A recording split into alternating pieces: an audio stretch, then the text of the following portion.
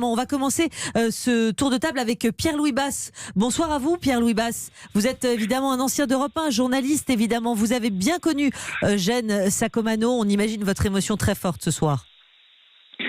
Bonsoir. Oui, nous avons travaillé ensemble. De très nombreuses années. Oui.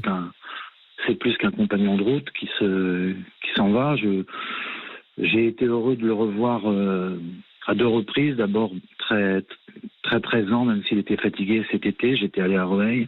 Et je voudrais embrasser Françoise ce soir, son épouse, et Olivier et Anne, ses enfants et ses petits-enfants. Nous avions passé un bon moment.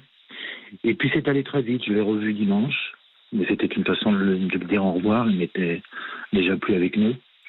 Et oui, c'est un personnage de la radio et d'une radio et d'un métier qui, c'est normal, c'est la vie qui évolue, mais qui certainement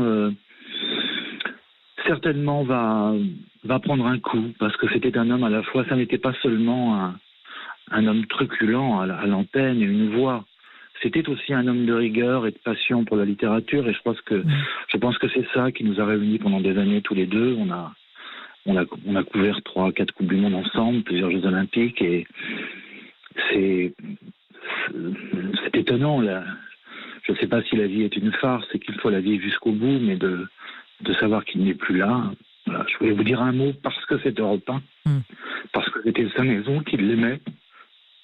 Voilà, c'est tout ce que je puis vous dire ce soir. Et on partage.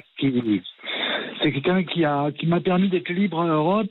Non pas que les autres ne le soient pas, mais c'était pas simple au début. Et quand j'ai intégré le sport, il m'a permis de m'envoler. Et c'est voilà.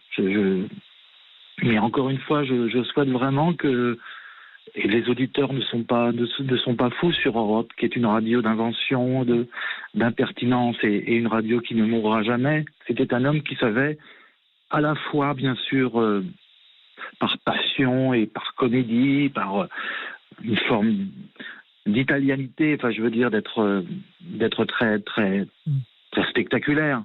Mais il était aussi un homme de rigueur et moi j'ai des souvenirs très très très présents. C'est Gérard Carrérou qui m'a donné ma chance avec Jean-Pierre Elkabbach à Europe, et bien souvent quand je déconnais, il me disait écoute ça, tu peux pas. Quand c'est écrit, les gens écoutent. Il avait une très grande passion pour son métier. Je crois qu'il faut surtout, dans les hommages, insister. Il avait vraiment appris les fondamentaux en province, à Marseille, le journal rappelons que c'est lui qui a écrit Bandit à Marseille, qui a été adapté au cinéma par Jacques Deray, qui a fait le film Borsalino. Bien sûr. Ça n'était pas rien, ça court. Voilà ce que je peux vous dire ce soir.